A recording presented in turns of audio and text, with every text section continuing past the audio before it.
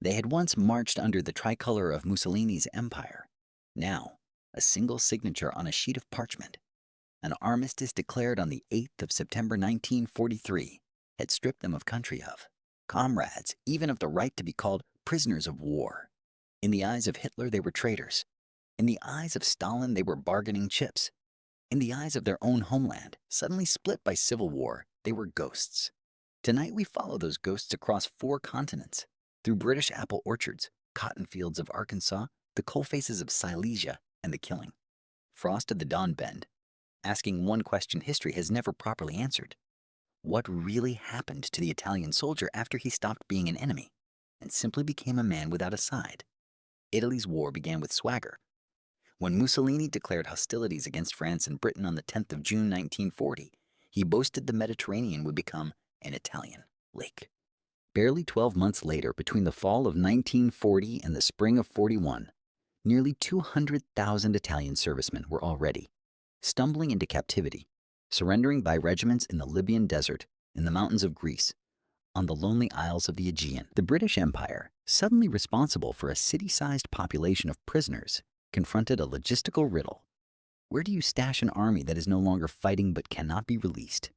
The answer: ship them to the ends of the empire, South Australia, Kenya, the high veldt of the Transvaal, far from any Alpini who might whisper of escape. By July 1941, the first Italians disembarked at Liverpool. Whitehall's mandarins had predicted riots, sabotage, perhaps assassination attempts. Instead, they discovered quiet farm boys from Calabria who could prune apple trees faster than any Sheffield steelworker on holiday. Economic need devoured security qualms. Britain's harvest was in peril. Her coal pits short half their manpower, her roads cratered by the Luftwaffe. Italian hands, technically enemy hands, were needed to steady the plow, the pick, the timber saw. So the War Office issued a directive: screen for fervent fascists, yes, but let the rest disperse into the countryside under a system derisively called the open cage. Working Camp 37, carved out of Cheshire clay, felt more like a rustic commune than a prison. Prisoners rose at 6, breakfasted on oatmeal and tea, then boarded lorries for neighboring beet fields. 8 hours of labor earned them 1 shilling and tuppence, real wages paid in real coin. Evenings brought mandolin concerts, English classes, and spirited football matches against the very villagers who once feared the Itai invader. Letters from home arrived weekly, censored but legible, carrying the scent of rosemary and sun-baked stone that these men would never again take for granted. Yet the Geneva Convention, that fragile parchment shield, protected them only because Berlin and London still pretended to civility. On the Eastern Front, civility had already frozen to death. Midnight, the 8th of September 1943. Field Marshal Kesselring's headquarters in Frascati receives a flurry of telegrams. The king has capitulated. Badoglio has switched sides. By dawn, the Wehrmacht units are rushing the Alpine passes, disarming garrisons from Nice to Rhodes. Italian divisions, ill-armed, leaderless, their radios silent, collapse within days. Some soldiers tear off their badges and melt into the maquis of Corsica or the Abruzzi Hills. Others stand frozen at parade rest while former German comrades level rifles at their chests and bark the ultimatum: serve under the Deuce's new republic or be treated as traitors. Roughly 800,000 choose honor over further betrayal. They are herded into cattle cars, stamped with a new bureaucratic label: Italienische Militärinternierté, IMEs. Not prisoners of war, not even civilians, merely internees stripped of every legal protection. The German rationale was coldly logical. If an Italian soldier no longer belongs to a state recognized by the Reich, then none of the rights afforded by the Geneva Convention apply. Thus began the Great Forgetting. In the coal seams of Silesia, in the copper tunnels of the Harz, on the flood-diked marshes of western Pomerania, Italian backs bent beneath the overseer's club.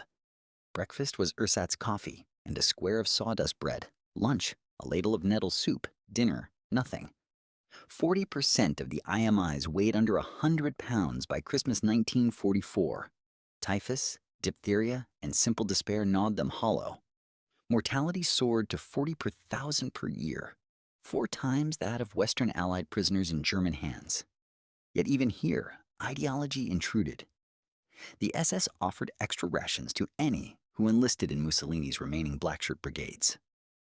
Thousands refused, accepting starvation over a second betrayal. Their diaries, buried in tin boxes beneath barrack floors, speak of Laura Delonor, the hour of honor, when a man must choose to die for a flag that no longer flies, or to live and one day testify. But survival required more than honor. It required luck of geography. Those Italians, captured not by the Reich but by the swelling Red Army, faced a different circle of hell. The Italian Eighth Army, 200,000 strong, had been hurled into the steppe to plug Hitler's eastern wall. After Stalingrad's encirclement, the Don front cracked wide. General Garibaldi ordered a fighting retreat, but trucks were frozen, fuel cans empty, artillery horses butchered for stew. For 3 weeks, columns of Alpini stumbled west, harassed by Cossack patrols and minus 30-degree winds. When the Soviet pincers closed, 65,000 Italians surrendered. They were marched to improvised way stations, roofless kolkhoz barns, abandoned Orthodox churches, then packed into cattle wagons for the journey east. Destination: the Gulag archipelago. Soviet authorities toyed with the idea of converting these Catholics of the Mediterranean into poster boys for anti-fascism. They set up propaganda schools, offered better rations to any who joined Italian anti-fascist committees. Yet ideology crumbled before statistics. Of 65,000 Italians in Soviet hands, only 20,000 would ever see Naples or Palermo again. 57% perished, shot while foraging, felled by typhus, or simply collapsing face first into the snow. Their ashes lie beneath unmarked birch crosses in Kazakhstan. Their names were erased by bureaucratic fiat, because Moscow, ever pragmatic, had already begun repatriation before Tokyo's surrender, eager to scrub the ledger before the Cold War accountants took over. When American divisions began capturing Italians in Tunisia in early 1943, Washington hesitated. Public opinion still recoiled at the idea of enemy aliens tilling Kansas wheat within sight of the county fair. Yet the War Manpower Commission had an answer. Prisoners could replace the 3 million farm boys now storming beaches from Salerno to Saipan. By mid-43, troop ships disgorged not GIs but Italians, sun-bronzed, bemused, clutching straw hats issued by the International Red Cross onto the docks of Boston, Norfolk Newport News. Camp Hereford in the Texas Panhandle sat on an ancient lakebed whose white alkaline dust coated every tongue. Yet to the newcomers, fresh from the Libyan sand, Hereford felt like abundance. Breakfast, eggs, bacon, jam. Dinner, steak, real coffee, ice cream on Sundays. One prisoner wrote home, "Mama, we eat better than officers ever did in Africa. I fear I will return fat as a bishop." Work details fanned out to cotton plantations, sugar beet farms, potato cellars. Italian mess sergeants, many trained in the hotel kitchens of Turin, transformed army rations into risotto alla Milanese, gnocchi and tomato gravy, even tiramisu, conjured from powdered egg and requisitioned marsala. 75% volunteered for Italian service units, ISUs, attached to American logistics companies. They built pontoon bridges along the Po, unloaded Liberty ships at Livorno, used their native tongue to coax intelligence from nervous partisans in the Apennines. They wore American uniforms, drew American pay, but every dawn they wondered, am I fighting my own cousin in the Gothic line? When American casualties spiked during the Winter 44 offensives, resentment flared. Drunken GIs sometimes hurled bottles at ISU trucks, shouting, "Why are you alive while my buddy freezes in a foxhole?" Yet the army, desperate for manpower, looked the other way. And so, paradoxically, the Italian who had lost every battle became the indispensable cog in the Allied machine. Victory, when it arrived, was awkward.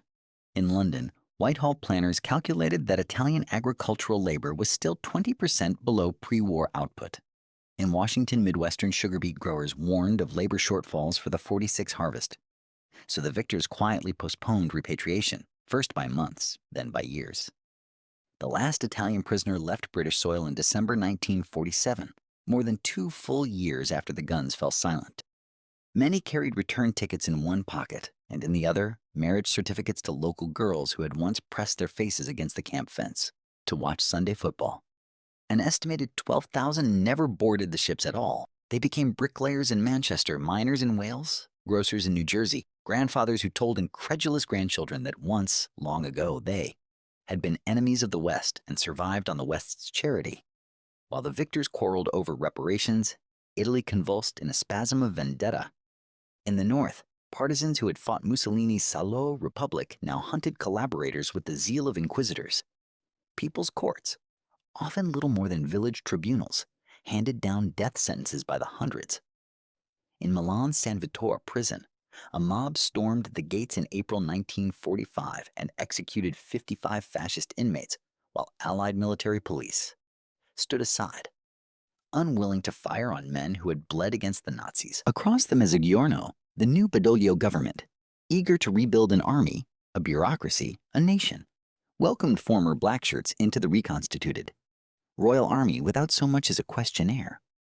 Mario Rota, architect of ethnic cleansing in Slovenia, became chief of staff. Only Allied pressure dislodged him. Thus, Italy's post-war narrative split in two. The South absolved, the North avenged, and the prisoner of war, whether returning from Texas or Kazakhstan, found himself suspect in both quarters. Comrades who had shared a barrack in Hereford were now branded traitors for having survived in comfort. Cousins who had endured the Gulag were derided as communists for having accepted Soviet lectures on anti-fascism. There was no homecoming parade, no GI Bill, no pension worthy of the name.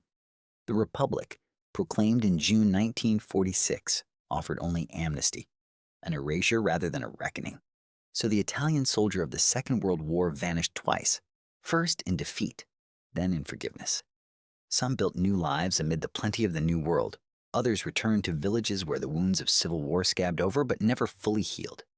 Many carried frostbitten toes or backs laced with shrapnel or nightmares of the steppe that no amount of amnesty could exorcise. Yet their ordeal reshaped the post-war order in ways no treaty acknowledged. Italian labor in Britain shortened the queues at Covent Garden. Italian engineers in Arkansas helped lay the foundation for America's post-war agricultural boom.